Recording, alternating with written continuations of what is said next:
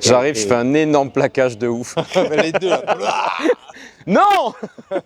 Bienvenue sur ce podcast, le Reveal Club Podcast. On va créer ce concept. Qu'est-ce que t'en penses? Je pense que c'est une bonne idée, c'est pas trop tôt là, je pense que c'est bien de commencer là. Moi c'est Mo et toi c'est Morgan. Et aujourd'hui pour ce tout premier podcast, on a un invité d'exception, quelqu'un qui a réussi à faire une recomposition corporelle parfaite. Nous, c'est ce qu'on essaie de vous partager sur l'application Reveal Club et on vous présente aujourd'hui Cédric Lacaze. Tu peux le rejoindre. Salut la team. Bienvenue au club, Cédric. Alors, on a réfléchi un petit peu à une thématique à aborder pour aujourd'hui. Une idée globale qu'on voulait parler avec toi. Donc, c'est toi qui l'as proposé. Donc, je dis on, mais en fait, c'est toi qui as proposé le thème. C'est de parler de discipline. Yes. Voilà. Et pourquoi avec toi? Parce que je pense que ça va être, je sais pas ce que tu en penses, Mo, mais c'est peut-être le truc le plus intelligent à faire, c'est qu'il nous raconte un peu son parcours là, depuis quoi, 3 mois maintenant? 4 mois. 4 mois. Et que tu nous racontes un petit peu ce qui s'est passé. Alors tu veux que je commence depuis l'origine? Peut-être déjà avant. Pourquoi tu as voulu faire ce que tu as fait, ce que tu m'as raconté? Qu'est-ce qui a fait que tu as voulu faire ce format-là? Et que tu nous racontes un petit peu aussi la méthodologie qu'il y a eu, ce qui a été facile, ce qui n'a pas été facile. Voilà, une petite histoire de ce que tu as fait, quoi. Alors déjà, si tu veux, de base, je suis sportif, mais pas très régulier, pas très intensif. De base, j'ai fait un peu de foot en club. Et il se trouve que dans ma partie carrière pro, j'ai eu l'occasion d'être commercial, cadre commercial, donc très vite, j'ai évolué dans la hiérarchie. Et je trouvais que c'était pas compatible avec le sport. En tout cas, j'ai totalement arrêté tout ce qui était sport co, gym, etc. Et j'ai voulu m'y remettre. Alors pourquoi? Parce que sur le long terme, j'ai pas tenu. Le fait de faire du business à haute intensité, de faire des déplacements, des rendez-vous, il manquait un peu un truc dans mon équilibre. J'avais pris beaucoup de poids. Donc qui dit prise de poids, dit perte de confiance en soi. J'étais plus très à l'aise dans mon corps et je sentais qu'il manquait quelque chose à ma vie. Donc je me suis remis au sport. Au départ, donc ça c'était il y a, on va dire, 1 an et demi, le démarrage. Je me suis remis au sport, j'ai contacté un coach d'ailleurs pour me mettre au sport. Et donc on a pratiqué 3 fois par semaine au départ, des petites séances d'1 heure pour me remettre un peu le pied à l'étrier. Donc les séances, c'était, tu vois, ils venaient chez moi. Alors ça, je le dis, ça existe pour les entrepreneurs. Ils venaient sur mon lieu de travail. J'avais envie d'arrêter de me chercher des excuses, tu veux. Ouais. Et je me suis dit, faut que je trouve un coach qui vient là où je suis, parce que ma vie, elle était souvent faite d'imprévus dans mon organisation. Alors, ce qui est super intéressant avec ça, c'est que c'est vrai qu'un des facteurs les plus importants pour arriver à se mettre à faire du sport, c'est de le mettre dans son agenda. Exactement. Et l'avantage d'avoir un coach qui vient à domicile, ou en tout cas d'avoir un rendez-vous avec quelqu'un d'autre, c'est d'avoir un rendez-vous. Et pour les gens qui sont seuls et qui n'ont pas forcément les moyens d'avoir un coach, mais ça je peux le comprendre, mais c'est bien en fait d'essayer d'avoir un rendez-vous dans son agenda avec soi-même et de l'inscrire, que ce soit un rendez-vous et de ne pas l'annuler parce qu'il y a autre chose qui arrive. Donc c'est une première conclusion que tu as eue en faisant ce premier pas, quoi. Je partage avec toi et en plus de caler un rendez-vous, ça permet aussi d'y mettre le côté j'ai payé, tu vois, j'ai payé, j'ai réservé. Et là où il était très fort, mon coach, c'est qu'il me disait si la séance elle est annulée trop tard, je te la rembourse pas. Ouais, normal, normal, je pense. Ce qui est normal. Et donc on a commencé comme ça. Il s'appelle Billy. Et donc on a commencé à rentrer dans une routine 3 séances par semaine. Et ça a été mon moyen, tu vois, d'arrêter de me chercher des excuses parce que je faisais du travail, parce que je trouvais toujours en fait quelque chose qui faisait que je pouvais pas le faire. J'avais trop de boulot, je connaissais pas trop à l'avance mon agenda, mes déplacements, mes contraintes. Donc en fait, je cherchais toujours quelque chose qui faisait que j'avais peur de bloquer ce créneau, peur de devoir l'annuler, de le décaler. Et donc avec ce système-là, j'ai trouvé le moyen, avec ce coach-là, il venait partout où j'étais en déplacement, dans un périmètre quand même qu'il a rangé évidemment, soit chez moi, soit à mon bureau, soit on se donnait rendez-vous sur des parkings, enfin il a fait des trucs vraiment de ouf, il s'est adapté. Et ça m'a permis de remettre le pied à l'étrier dans le sport. Donc j'ai commencé à perdre mes premiers kilos, mais c'était pas flagrant. Parce que tu avais quand même un surpoids. Ouais, j'avais un surpois. Ouais, le surpoids d'à peu près 1m75 pour 98 kilos à peu près. D'accord, ouais. Donc un joli bébé. Ça fait une petite obésité, mine de rien, ouais. Voilà, un peu installée. Si on se base à l'IMC, ouais. Ouais, à l'IMC, ouais, parce qu'après, bon, masse musculaire et tout, mais voilà, c'est juste pour donner une idée aux gens. Voilà, IMC plus de 30, vous êtes techniquement obèse, donc là, t'étais en obésité. Exactement. Alors, c'est léger, pas morbide ou quoi, mais c'est un premier. Enfin voilà, pour dire aux gens que si vous êtes obèse, c'est pas la fin du monde. Il y a moyen de te ressembler. Donc ça a été la première étape. Elle a duré, je pense, 6 mois. Et ensuite, j'ai passé un step. J'ai déménagé, j'ai changé de région, donc j'ai arrêté d'être suivi par ce Billy. Ouais. Et j'ai trouvé un nouveau coach qui s'appelait Clément. Et là, si tu veux, je rentrais dans une phase, en plus, je commençais à rentrer, alors je vais pas appeler ça un burn-out parce que je sais pas ce que c'est le burn-out, je l'ai jamais vécu et même si je connais la définition, je peux pas dire que c'était ça. Mais en tout cas, l'intensité du stress que j'avais emmagasiné à travers toutes mes postures pro, je bossais dans un domaine et je bosse encore dans un domaine qui est en crise, l'immobilier, qui m'a amené à rencontrer plein de situations délicates avec des licenciements, financièrement des difficultés aussi. Et si tu veux, j'ai baigné dans un environnement, du coup, je vais dire dark, difficile, entouré de gens qui étaient en souffrance parce que l'immobilier, si tu veux, il y avait des sociétés qui fermaient partout, on a subi une grosse crise, des licenciements à gogo, des carnets de commandes qui se réduisaient des fois, pour certaines boîtes divisées par 10, tu vois, incroyable. Et donc j'ai baigné dans cet environnement pendant plusieurs mois et là j'ai eu besoin de, tu vois, de focaliser un peu toute cette, toutes ces émotions négatives, la colère, la frustration, le stress, j'avais besoin d'expulser. Et quand j'ai rencontré Clément, je lui ai dit, là je veux en fait qu'on passe un step, je veux que tu m'exploses. Exactement, ouais. Je veux changer de corps. Et là j'ai commencé à rentrer dans une dynamique, je veux avoir du résultat. C'était pas juste pour mon bien-être, je veux améliorer mon corps, je veux me sentir bien dans mon corps, je veux être bien. D'accord, là parce que la première étape c'était vraiment plutôt interne, c'était vraiment genre souci de parce que tu te sentais mal, parce que tu avais du stress à la base, ou c'était vraiment juste au départ tu dis ce sera bien pour ma santé? Ouais, le déclencheur, ça a été déjà le moment où je suis monté sur la balance. D'accord, ça qui la claque, ouais, bizarrement. Hein. Parce que j'étais dans le déni, j'avais pas envie d'y aller. Un jour, j'y suis allé et je me suis dit, bon, je dois être à 90, tu vois. Ouais. J'avais vu 98, je fais, waouh. Là, on va éviter de passer à 3 chiffres. Et ensuite, la deuxième étape avec Clément, c'était plus... Je pense que j'avais déjà ancré cette routine sportive, mais c'était pas... Comment dire ? Il y avait pas beaucoup de recherche derrière ça, c'était juste je veux dégager un peu mon stress, je savais que ça améliorait mon sommeil en plus, donc il y avait pas une recherche très approfondie. Là, j'avais envie d'en faire un outil de confiance en soi, d'amélioration de confiance en soi et d'avoir des résultats plus physiques, tu vois. C'était un problème de base pour toi, la confiance en soi, ou c'était juste tu avais perdu ça en prenant du poids? C'est juste pour comprendre un peu le contexte. Je pense que ça y favorise, c'est un engrenage. Parce que je pense qu'inconsciemment, quand tu t'aimes pas, tu prends moins de plaisir à faire des choses dans la vie de tous les jours. Tu deviens beaucoup plus timide. Parce que je pense que le fait que tu te sentes pas à l'aise dans ton corps, je pense que ça te renferme un peu. Enfin, moi, je l'avais vécu comme ça. Je me plaisais pas, je prenais pas de plaisir du coup à faire tout ce qui était activité physique, aller à la plage, j'étais mal à l'aise avec les filles, j'aimais pas qu'on me touche, qu'on me voit. Ouais, c'était général, je pense. On s'est trompé de route, je crois. Ouais, faut qu'on suive les guides, mais on est trop dans la conversation là. Donc pour répondre à ta question, c'était un ensemble. Enfin, je me rappelle plus déjà de la question, c'était quoi? Là, en fait, c'était pour savoir, parce que tu avais dit que tu avais envie de gagner confiance en toi. Ouais. Je voulais savoir si à la base, tu avais un problème comme ça, ou c'était juste que, comme ton physique avait changé, ou tu avais vu ton poids monter sur la balance, que c'était ça qui avait provoqué le changement, enfin, le manque de confiance. Parce que là, comme je te vois aujourd'hui, tu m'apparais pas comme quelqu'un qui a un problème de confiance en soi. Donc, c'était pour savoir si tu t'es transformé ou si tu avais quand même, un diamant brut de confiance et que tu l'as forgé avec ton expérience. Que tu vas nous raconter, où tu es en train d'arriver là, ou si et que l'objectif de confiance en soi c'était retrouver ou si c'était acquérir.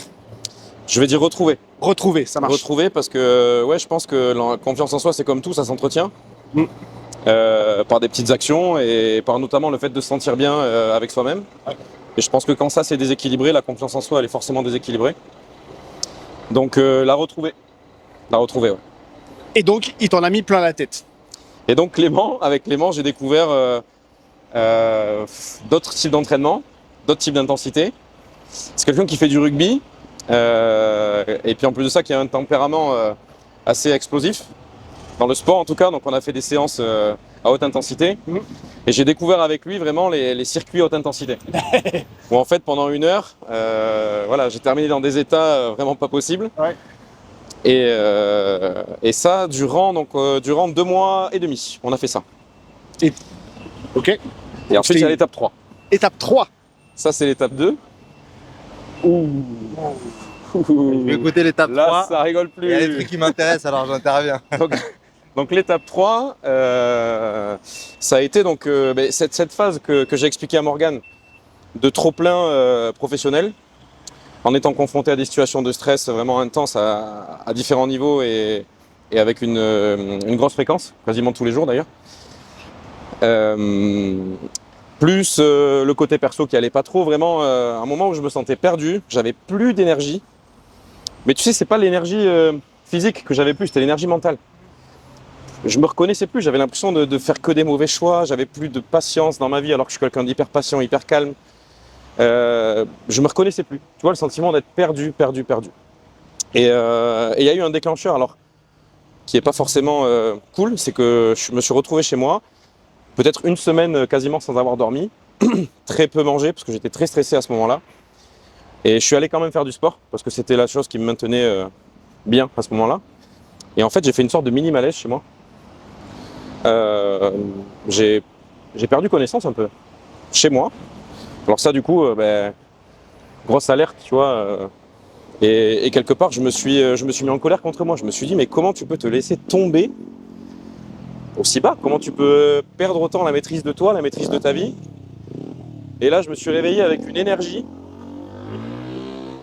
Je me suis dit, c'est mort. Tu vas récupérer le contrôle de ta vie, mec. Tu vas arrêter, stop. Et là, bim, étape 3, déclencheur. Qu'est-ce que tu as envie là tout de suite maintenant? De te barrer. Te barrer et prendre du temps pour toi, chose que tu fais plus. Et donc là, réservation d'un séjour à l'autre bout du monde, en Thaïlande. Et je me suis dit, sport, qu'est-ce que c'est mon rêve? Être dans la peau d'un sportif de haut niveau. Je ne l'ai jamais été. Et donc j'ai réservé un stage sportif intensif sur 2 mois. Et l'objectif, c'était de faire un stage de 2 heures de sport par jour. Ne me demandez pas pourquoi 2 heures, pourquoi tous les jours. Je me suis fixé cet objectif. En fait, ce qui est marrant, c'est le pouvoir d'une décision. Ouais. Que tu vois, tu étais vraiment dans le mal et tu étais au pire. Et à ce moment-là, tu as pris une décision et tout allait mieux d'un coup. C'est assez impressionnant. Voilà. Et donc, cette décision. Et donc, de réserver ce stage sportif. Donc, je suis parti à Bangkok et j'ai commencé mon stage qui a duré 2 mois. Et d'où les vidéos sur Instagram, ce qu'on voit au début, c'est là où tout a commencé. Exactement. Donc là le point de départ de ton histoire, on pourrait dire qu'elle commence avec Instagram. Avec Instagram. Ouais, c'est vrai. Et je connaissais pas les réseaux avant et j'étais pas dessus. T'as dit tellement de trucs super intéressants, il y a eu toute une chronologie qui t'a amené à là. Ouais. Et en fait, nous, ce qu'on a essayé de travailler en fait avec Morgane, on s'est mis dans la peau d'une personne comme toi, voilà, qui a passé toutes ces étapes et qui a envie de changer là. Qu'est-ce que je fais là maintenant? Et il y a beaucoup de personnes qui sont pris au dépourvu et qui n'ont pas forcément les moyens. Ta situation à toi, elle est, t'es célibataire, tu peux te permettre de partir en voyage et faire des trucs, mais comme tu me le disais l'autre jour, tu reçois des DM de personnes qui te disent voilà, moi je peux pas, j'ai mon taf, j'ai ma famille, etc. Et qu'est-ce que je dois faire? Et c'est là où nous, en fait, on essaye d'intervenir, c'est qu'on a compris une seule chose, c'est que les gens, ils n'ont pas le temps de s'organiser et ils n'ont pas le temps de prioriser leur vie. Et en fait, ils savent pas comment prioriser les choses. Et parce que on voulait en parler. Beaucoup de gens nous parlent de la discipline, il faut être discipliné, etc. Et en fait, nous, justement, on comprend le principe de discipline, mais on n'aime pas la connotation no pain, no gain, on n'aime pas la connotation militaire qu'il y a derrière. Et en fait, ce qu'on voulait apporter, c'est justement, voilà, maintenant, ça y est, je me mets en priorité. Donc, c'est moi qui me mets en priorité. Et quand tu as une famille, quand tu te mets en priorité, c'est pour prendre soin des autres. Parce que quand tu es en bonne santé, comme tu le disais, voilà, tu es en bonne santé, tu peux prendre soin des autres. Bien sûr. Qu'est-ce qui a fait que, ça y est, tu as priorisé ta vie, tu t'es priorisé toi, ta santé, le sport et changer finalement tes habitudes? Parce que c'est bien beau, ça remonte à combien de temps tout ça? Là, ça fait 4 mois. Ça fait 4 mois. Voilà, 4 mois et t'es toujours dans le processus. Et là, on peut dire que les habitudes sont acquises. Alors, tu peux nous partager ça? Alors, pour rebondir sur tout ce que tu as dit, parce que tu as posé pas mal de questions, Il m'a mis dans l'embarras, il m'a fait une liste de 35 questions et il est parti. Ciao. Qu'est-ce qui a fait que... Alors, si tu veux déjà, je me suis conditionné quand j'ai pris cette décision. Je me suis dit, je suis la priorité, j'en ai envie, j'en ai besoin. Donc je veux rien d'autre. Je veux... Comment dire? Je veux... comment je pourrais te dire ça? Alors, en fait, ce qui arrive parfois, c'est que j'appelle ça une hiérarchie de priorité. Mhm. Donc, c'est-à-dire que, par exemple, à un moment donné dans une vie, le travail, gagner de l'argent, c'est une priorité. Et à un moment donné, tu te rends compte que c'est plus ça dans ta tête, si ce changement de valeur s'opère. Si, imaginons une colonne comme ça, tu fais santé, hop, tu le mets au-dessus. Tout de suite, les décisions que tu prends vont changer. Juste avec cette... dans la réalité, les choses sont les mêmes, mais c'est juste que toi, dans ta tête, ça change. Et donc, tes actions vont changer naturellement en fonction de ça. Bien sûr. Et donc, je pense que dans ta tête, il y a dû s'opérer un truc comme ça, genre, je fais un malaise, j'ai pas dormi pendant une semaine, boum, ok, santé, clac, clac, ça passe au-dessus, et ça change complètement l'orientation de ta vie. Donc, c'est peut-être ça, tu peux te dire, en fait, les valeurs qui étaient importantes pour toi ont changé à ce moment-là. C'est pas forcément une histoire de discipline, c'est juste que intrinsèquement, en toi, il y a eu un changement qui s'est opéré. Et en fait, c'est même pas... Tu disais tout à l'heure, c'était presque facile de te mettre à faire 2 heures de sport par jour et 30 000 pas par jour et de perdre 12 kilos en 8 semaines. Et je sais pas peut-être que t'expliquer aux gens que en fait, c'est pas forcément une histoire de discipline. Je sais pas ce que t'en penses, hein, peut-être ça. C'est plus une histoire de prise de décision et de vraiment choisir un objectif qui te tient à cœur. Et que c'est ça le plus important, de vraiment choisir ce qui est important pour toi et que ce soit cohérent avec la vie que tu as à ce moment précis, quoi. La discipline, si tu veux, je pense pas que ça a été ni le déclencheur, ça a été le moteur. Par contre, au début, j'ai eu besoin de cette discipline. Mais en fait, finalement, la discipline, elle est venue aussi parce que c'est devenu une priorité, en fait. Ouais. Et la discipline, ça a été un outil, on va dire, complémentaire à ma motivation. Mais oui, ça n'a pas été forcément le truc qui a... Enfin, aujourd'hui, oui, je me dis, ça a été dingue parce qu'il a fallu quand même investir du temps. C'est pas rien, tu vois, ça me prenait 6 heures par jour entre la marche, parce que tu l'as dit, je faisais 30 000 pas par jour, je faisais 2 heures de sport, et ouais, c'est entre 5 et 6 heures par jour que tu dédies à ça. Ouais. Mais finalement, sans parler de la nutrition. Sans parler de la nutrition. Mais ouais, la discipline, j'ai pas vu ça, moi, comme le no pain no gain, non, ça a été mon moteur au début, mais finalement, si j'avais fait que ça et que j'avais pas fait attention au reste, c'est-à-dire le sommeil, parce que le sommeil, ça a été vital aussi. Je dormais hyper bien, grâce au sport, je pense aussi. Je pense aussi, ouais. Mais je faisais mes 7-8 heures de sommeil tous les soirs, 0 alcool. Mais si tu veux, j'ai pas vu ça comme une contrainte, j'ai vu ça comme quelque chose de normal, vu que j'avais décidé d'aborder ça avec une intention bien-être, un peu renaissance, quoi. Donc pour moi, c'était automatique d'éliminer tout ce qui était toxique, de faire attention à ce que je mangeais. Et ouais, il y a eu le sommeil, il y a eu quand même, oui, la nourriture, tu l'as dit.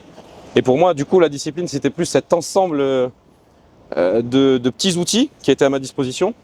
Le sommeil, l'alimentation, la récupération, parce que je faisais des massages aussi tous les jours. Il y avait tout un contexte qui était autour de ça. Alors, tu étais en Thaïlande, le massage était à 7 balles. Donc, en Thaïlande, ouais, 7 € le massage de... 90 € les 45 minutes à pour voilà, faire ça tous les jours, c'est un peu compliqué. C'est vrai. Donc je me suis mis dans des bonnes conditions pour récupérer. Mais du coup, ouais, moi, ma vision de la discipline, c'est plus faire attention à tous ces petits à côté et surtout, finalement, à tout sauf le sport. Parce que le sport, ça n'a pas été... alors oui, dans la mesure où je l'ai pratiqué comme ça, oui. Mais sans le reste, ça n'aurait jamais fonctionné. Ouais. Et c'est d'ailleurs ça qui m'a, moi, marqué. C'est la différence entre mon avant-après en 2 mois de Thaïlande et mon avant-après en 8 mois de sport. Ouais. Avant, je faisais pas attention à la bouffe. Je faisais pas attention au sommeil. En 2 mois, j'ai eu l'équivalent, je pense, mais j'ai même eu 10 fois plus de résultats qu'en 8 mois. D'avant. Parce que j'ai mis le reste. Ouais. Donc la discipline, je vois plus ça comme un ensemble et une gestion. Après, tu as parlé de priorisation, oui, forcément. Quand tous les jours tu te dis je suis la priorité, il n'y a rien d'autre qui compte, évidemment que le reste c'était plus facile. Puis surtout, tu as je vais appeler ça le feu de l'objectif. C'est-à-dire que t'es tellement focus sur là où tu vas, que là où tu es, en fait, c'est pas grave. Parce que tu es en train d'aller dans une direction et tout ce que tu construis dans ta vie, tout ce que tu fais dans ta vie, tu dis non mais c'est normal, c'est normal, je vais aller là. Du coup c'est normal que je fasse 2 heures de sport, que je souffre, c'est normal que non, il faut que je dorme. Attends, l'alcool, mais t'es fou quoi. Je vais faire comment quand je me regardais dans 2 mois, j'ai mis tout ça en place Et il y a un coach que j'aime beaucoup qui s'appelle Charles Poliquin. Et en fait, il parle un des articles qu'il a écrit qui était les plus connus, ça s'appelle le mythe de la discipline. Et la discipline, c'est, comme disait Maud tout à l'heure, c'est un peu genre tu vas à l'école, t'as pas envie de faire un truc, t'as besoin d'un mec qui est là, qui te surveille, qui t'engueule, parce que tu fais un truc que t'as vraiment pas envie de faire. Mais si t'as envie, si t'as vraiment envie, en fait, t'as pas besoin de discipline, tu vas faire l'action. Et ce qu'il disait, par exemple, c'est si tu choisis le gâteau plutôt que tes abdos, c'est parce que tu choisis le gâteau. Bien sûr. T'as pas besoin d'être discipliné. Si t'as un problème de discipline, c'est que ton objectif, c'est pas le bon. Et je pense que c'est important pour ceux qui nous écouteront de se dire que peut-être que l'objectif que vous avez n'est pas le bon. Ou en tout cas, vous l'avez pas tourné de la bonne manière. Moi, par exemple, tu vois, mon physique, je m'en bats un peu les steaks. Ça n'a jamais été un truc sur lequel je me suis vraiment focus. Je fais mes objectifs de sport, je soulève mes barres, je vais courir mon truc. J'aime la bouffe. Voilà, pour moi, tout ça, je suis content de ma vie, je suis content de qui je suis. Mais là, actuellement, je me dis que travailler mon physique, ce sera quand même un bras de levier important pour les réseaux sociaux. Que c'est quelque chose qui serait important à faire. Et donc, je vais mettre en place, à partir de maintenant, une proposition corporelle pour moi, qu'on travaillera avec Reveal, notre application. Et je vous montrerai comment on l'utilise pour améliorer les choses. Mais maintenant, c'est cohérent. C'est-à-dire qu'avant, me forcer à faire ça, ça n'aurait pas du tout été intelligent à faire. Donc maintenant, c'est cohérent, c'est quelque chose que j'ai vraiment envie de travailler. Et je vais mettre les choses en place pour. Mais c'est pas forcément, j'appellerais pas ça de la discipline, quoi. Et ouais, j'aimerais juste rajouter un truc par rapport à ça, qu'un ami m'a partagé, Hicham, Shams, on pense à toi. Et on parlait justement de priorisation et de cet aspect disciplinaire. Et il expliquait très bien. Il prenait l'exemple de tu veux t'acheter un nouveau téléphone, tu fais tout, peut-être tu vas même prendre un deuxième job, tu vas peut-être faire des heures sup pour t'acheter le téléphone. Donc tu as mis ça en priorité. Et on pourrait associer ça à de la discipline. C'est parce que tu voulais ce nouveau téléphone. Ou alors tu as fait même des économies, tu vois. Donc tu as mis ça en priorité. Il n'y a aucun problème. On n'est pas en train de te juger à faire ça. Mais tu peux pas nous dire que tu n'arrives pas à te transformer. Bon, mis à part si tu peux pas. C'est-à-dire que tu as une maladie, tu fais de l'hypothyroïdie. Pour les femmes, tu as un problème de SOPK. Tu fais de la résistance à l'insuline. Tout ça, ça va te rajouter de grosses difficultés pour perdre ta graisse et faire une recomposition corporelle, mais ça n'empêche que tu peux quand même y arriver. Mais quand tu es déjà arrivé à ce stade-là, j'espère que tu as mis ta santé en priorité. Et on arrête le reste. Mais pour une personne qui est en bonne santé, qui est juste en surpoids, ou même dans des situations d'obésité sans avoir de problème de santé, en fait, le message que moi j'ai envie de passer, c'est qu'elles ont juste à prioriser les choses. Et vous pouvez prioriser ce que vous voulez dans votre vie. Je sais pas si tu es d'accord, tu priorises ce que tu veux. Et je le disais, moi à un moment donné, j'ai priorisé ma vie de famille. Pourquoi ? Ma femme était enceinte. Et on a acheté un appartement, fallait faire des travaux. Ma fille a arrivé. J'ai mis tout en stand-by. J'adore courir, j'adore faire du sport. C'est une de mes priorités parce que je me sens bien, je me sens en bonne santé, etc. Mais à un moment donné, j'ai mis ma priorité autre part. Et toi, c'est en fait ce que tu as réussi à faire. Là, c'est que, ok, il y a le taf. Ok, il y a les problèmes. Ok, il y a... Parce qu'aussi, tu aurais pu continuer comme ça et mettre tes problèmes en priorité. Oui, c'est vrai. Tu vois ? C'est vrai. Et toi, ce que tu as réussi à faire, c'est justement changer ta priorité. Et ta priorité, ça a été toi à un moment T. Alors, j'ai envie de te dire, on a tous un déclencheur ou quelque chose qui fait qu'il y a un pourquoi, ou il y a quelque chose qui déclenche cette prise de conscience, parce que c'est une vraie prise de conscience. Et je pense que du coup, le jour où il se passe quelque chose, alors moi c'est dommage, ça a été un malaise, et c'est bête d'en arriver là en fait. Et c'est dommage de ne pas l'avoir fait avant, mais c'est comme ça, c'est mon histoire. Excuse-moi, 2 secondes. Non, moi j'ai eu, moi quelque part, c'était ça. Moi un jour, je suis monté sur la balance, j'ai vu 117 kilos, et je me suis laissé aller. Et après, j'ai réfléchi, je me dis, mon père est diabétique. J'ai des gens dans ma famille qui sont diabétiques, etc. Ça m'a fait flipper et ça a été ça. C'est dommage aussi que je sois arrivé jusque-là pour réaliser. C'est dommage d'attendre qu'il y ait un facteur externe grave. Je pense qu'en fait, pour de vrai, pour la plupart des gens, c'est ce qu'il faut qu'il se passe en fait. Ouais, et c'est l'électrochoc, le déclic. c'est que On quelqu'un... est là quand même pour que ça arrive à... Ça arrive pas, je sais.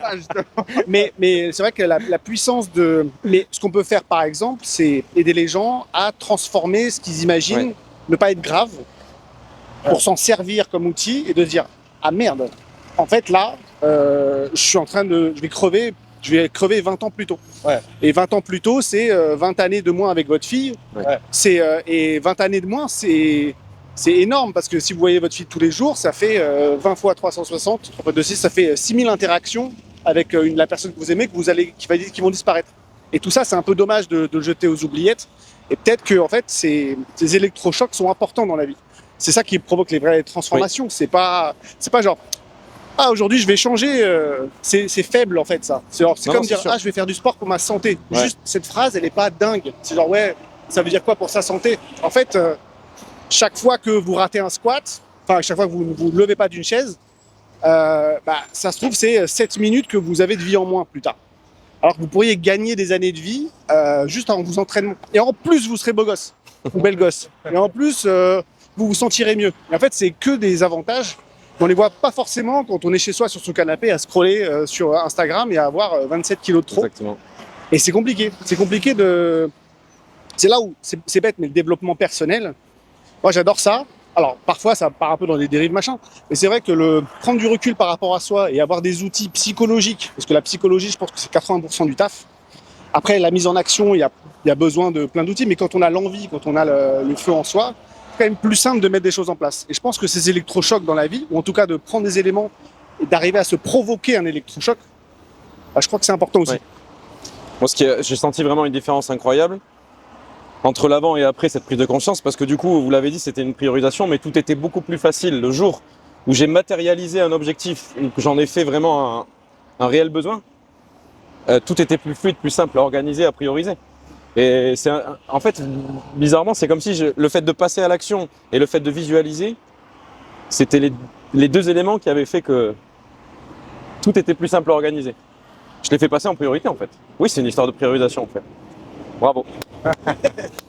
Après, il faut remettre les choses dans la réalité, tu vois.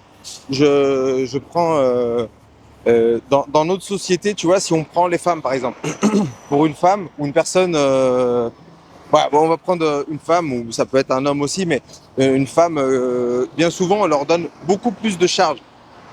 Les enfants, le travail, etc. Donc elles ont toute des priorités en fait qu'elles peuvent pas, parce que c'est des choses qu'en fait on leur a donné et comme si c'était à elles de le faire. Elles n'ont pas d'autre choix en fait en gros. Et ça je le vois beaucoup et je l'ai vu beaucoup dans beaucoup de suivis où elles ont beaucoup de charge mentale et en fait elles n'arrivent pas justement ces personnes-là à laisser certaines choses. Il y a des choses où on peut pas les laisser. Et il y a des choses sur lesquelles en fait on peut essayer de travailler. Et toi, tu m'avais donné un exemple, en fait, essayer d'adapter sa vie avec toutes les choses qu'on a en priorité avant d'aller faire du sport, avant de bien manger, etc., prendre le temps de bien dormir, d'essayer d'adapter sa vie à ça. Et je sais plus quel exemple tu m'avais donné, mais tu m'avais donné un super bel exemple, parce qu'on en avait discuté, toi et moi. Pas genre courir avec ses enfants par exemple, ce genre de choses. Genre, faire du sport avec ses enfants. Tu vois que tu peux mettre ton gamin sur un vélo et toi tu cours à côté. Au lieu de parce que les choses, arriver à faire des choses, comment dire. J'ai fait une vidéo là-dessus. Il y a deux concepts en physique. Tu as l'équilibre stable et l'équilibre instable. Il faut imaginer, genre, tu prends un ballon et tu mets une bille dessus en équilibre. En fait, c'est ce qu'on appelle un équilibre instable. C'est-à-dire que tu es en équilibre dans cette situation-là, mais au moindre mouvement de l'environnement autour, s'il y a quelque chose qui se passe, la bille, elle tombe, elle sort en fait de sa situation d'équilibre. Ça, c'est une situation où tu te mets que des contraintes pour faire les choses. Par exemple, tu as besoin de faire 3 séances dans la semaine, et que ton taf et tout, tu n'as que 20 minutes par séance.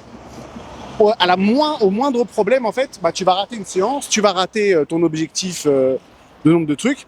Alors que si tu réduis un peu ta charge de travail en travaillant plus intelligemment, en changeant de travail, je sais pas quoi, tu commences à créer ce qu'on appelle un équilibre stable. Donc ça, il faut imaginer un bol tu mets une bille au centre du bol, tu secoues le bol, sans faire sauter la bille, tu reposes le bol, au bout d'un moment, la bille, elle va revenir à une situation d'équilibre.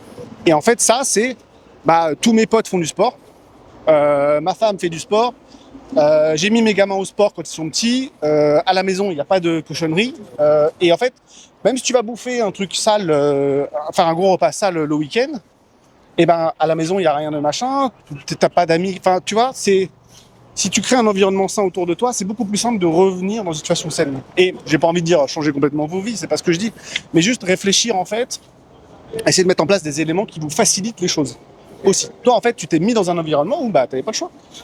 Exactement. Ah oui. Je me suis mis de la contrainte aussi. Ouais, c'est ça. J'avais pas le choix. Ouais, c'est ça. Mais tu vois, à froid, ce que je dirais aux gens, si je devais leur donner un conseil ou même une approche qui permettrait de voir ça différemment, c'est qu'en fait, le sport pour moi, ça a juste été un outil.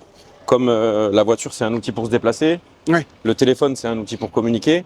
Le sport, ça a été un outil pour aller mieux. Et en fait, il y en a plein des outils pour aller mieux. Et tout à l'heure, tu as dit, il y a quelqu'un de mon entourage qui fait du sport, qui dit, où les gens disent, je fais du sport pour la santé. Et en fait, là où, pour moi, ça, c'est le couvercle. Il faut l'ouvrir. Dessous, la santé, t'as quoi? T'as me sentir mieux dans mon corps, t'as m'affiner, récupérer confiance en moi ou travailler ma confiance en moi. Les gens, tu le dis, ils passent leur vie à se plaindre. J'ai pas le temps de faire du sport ou je suis pas bien dans ma peau, mais ils continuent à manger n'importe quoi et ils font pas de sport. Et ils passent jamais à l'action. Et le jour où tu vois le sport ou le fait de passer à l'action comme justement un outil pour te sentir bien et régler cette problématique que t'as pas envie de voir parce que tu es dans le déni. Tu te cherches des excuses, tu passes pas à l'action ou tu vas voir tout ce qui fait que tu peux pas passer à l'action. Ouais. Le jour où tu décides de faire du sport un outil et que tu le vois comme un outil, c'est beaucoup plus facile du coup de l'organiser et de rentrer dans cette phase de discipline parce que quelque part tu réfléchis aussi à ton pourquoi, tu le matérialises différemment et tu es conscient de te faire du bien à chaque fois. Et c'est beaucoup plus facile d'y aller quand tu as un peu moins de motivation, quand tu es un peu plus fatigué ou quand ça se passe pas comme tu le voudrais, ta journée, quand vraiment tu vois ce pourquoi. Oui, ça c'est vrai que se poser la question pourquoi, alors apparemment il y a un exercice très intéressant. Ouais, on va éviter de mourir en même temps. Ouais. Je vais parler un peu fort. Reste sur le trottoir, je vais parler un peu fort. Okay. Pour ceux qui nous écoutent, on est sur un petit trottoir sous un tunnel parce qu'on se balade en même temps qu'on fait ce podcast. Et là, il n'y a pas assez de place pour 2 personnes. Donc, je vais lui parler dans le dos et je vais parler fort comme en cyclisme. C'est pareil. En fait, il y a un exercice, c'est genre, si tu veux un truc, si tu as une envie, il faut se poser la question pourquoi 6 fois. Comme les gamins. Comme les enfants qui te demandent pourquoi. Par exemple, j'ai envie de faire du sport. Pourquoi? Pour être en bonne santé. Pourquoi? Oula. Parce que j'ai envie de vivre plus longtemps. Pourquoi? Parce que j'ai envie de vivre plein de choses. Pourquoi? Parce que la vie, elle vaut d'être vécue. Pourquoi? Et tu poses ces questions-là, et en fait, tu creuses. Tu donnes de la profondeur, quoi. Tu donnes de la profondeur, tu vas creuser en fait dans tes envies. Et les gens, là j'ai donné des exemples, mais les gens ont peut-être des raisons différentes. C'est-à-dire pourquoi je vais faire du sport? Pour être beau gosse. Pourquoi? Je me sens pas bien dans ma peau. Pourquoi? Parce que, etc. Et on se pose ces questions-là. Posez-les juste 6 fois ou plus 6 fois, hein, jusqu'à ce que vous trouviez une réponse qui vous fasse battre votre cœur un peu plus fort ou qui vous amène même une petite larme à l'œil ou le frisson dans le cou, tu vois. Et j'ai envie de changer de vie, je sais pas. Et en fait, si l'envie est assez forte, si l'objectif est suffisamment fort, c'est pas vous qui allez devoir faire des efforts pour y aller, c'est l'objectif qui va vous tirer. C'est plus une traction du destin que tu vois une force motrice interne qui est obligée de vous mettre. C'est pas un moteur interne, c'est une force du destin qui vous amène là. Comme si c'était là qu'il fallait que j'aille. Vous trouvez la route que vous deviez prendre. Et en fait, votre décision, elle sera beaucoup plus simple si vous prenez la route qui est faite pour vous, quoi. Le poète. Bravo. Pardon. Je réfléchis trop, je crois, des fois. Non, mais je buvais tes paroles. Je parle beaucoup dans ma tête. Voilà, je sais pas si t'as une idée d'objectif ou de... Il fait plein de petites blagues en off, en fait. Il faut garder son sérieux. Non, c'est super intéressant tout ce qu'on a partagé là. Je pense qu'on pourrait en parler des milliers de temps. Mais le truc, on va passer par là. Le truc, c'est que C'est ce qu'on essaie de faire avec Morgane et on est vraiment, je pense que si on s'est croisés, c'est pas pour rien. C'est que, tu vois, sa méthode, moi, elle me plaît. D'ailleurs, il s'appelle The Slow Method sur Internet. Et du coup, c'est ça, en fait. C'est que si vous y allez pas à pas, moi, j'ai eu tellement d'échecs de transformation physique, parce que là, si on parle de transformation physique pure et dure, j'ai eu tellement d'échecs juste pour une simple et bonne raison.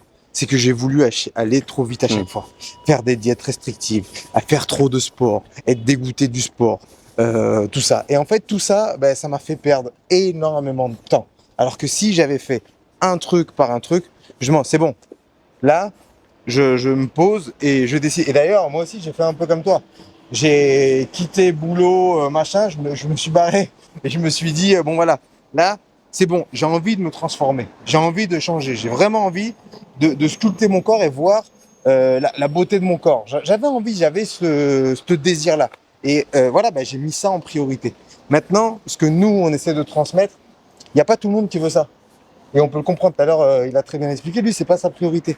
Et c'est pour ça que je veux transmettre ça aussi. À un moment donné, bon, bah voilà, je l'ai eu, je veux passer à autre chose. Et je pense que là, toi, tu es en train de passer à autre chose aussi. Parce que toi, tu as eu cet objectif. Mais maintenant, tu as un autre objectif. Ouais. On pourra en parler après aussi. Mais voilà, maintenant, tu as compris. Mais tu as d'autres objectifs. Tu as d'autres envies. Tu as envie de partager ça. Tu as envie de partager ton bien-être, ta bonne humeur, ta joie, etc. Et voilà. Et il faut essayer d'avancer comme ça sans se mettre des objectifs aussi trop hauts. Et si on peut juste commencer par bien dormir, déjà on a gagné. Tu vois, si on peut commencer par marcher plus, on a gagné. Ça sert à rien de faire des 1000 et des 1000 de sport, ça sert à rien de faire des diètes trop restrictives. Pas à pas, on arrive à construire, il faut prioriser. Et en fait, à la fois, bah, à la fin, c'est qu'on se crée des bonnes habitudes. Et quand on a créé des bonnes habitudes, bah, ça y est, on a ces habitudes-là pour la vie. Et on n'a plus besoin de se battre contre soi constamment. Ah, j'y arrive pas. Ah, j'ai pas de volonté. Non, t'as tes habitudes en fait. C'est comme ça que tu vis, tu vois. Est-ce qu'on peut finir sur ce truc? Est-ce que tu as un mot à rajouter? Là, pour rebondir sur ce que tu as dit, là où je suis d'accord avec toi, c'est, comment je le résumerai, c'est de mêler la notion de discipline à la régularité et surtout à la vision long terme. Parce que, en fait, ce que j'ai fait, c'était du court terme. Et je pense que c'est impossible de tenir sur un an un rythme comme ça, ouais, comme j'ai fait là. Et je pense que oui, aujourd'hui, j'aurais une vision beaucoup plus long-termiste avec, comme tu le dis, ça sert à rien les grands changements, ça sert à rien de faire comme ça. Je pense que oui, on crée des petites habitudes et je l'ai vu avec les pas, hein, notamment. Les pas, ça change tout. Ouais. C'est incroyable. Ouais, parce que ça, toi, moi, je suis dans un challenge à faire 33 000 pas par jour et toi, tu l'as fait. Ouais, je l'ai fait. Jusqu'à te casser l'orteil. C'était pas 33 000, toi, t'es plus haut que moi, j'étais à 30 000. On va traverser après. J'étais à 30 000 pas, mais oui, déjà, ça a tout changé.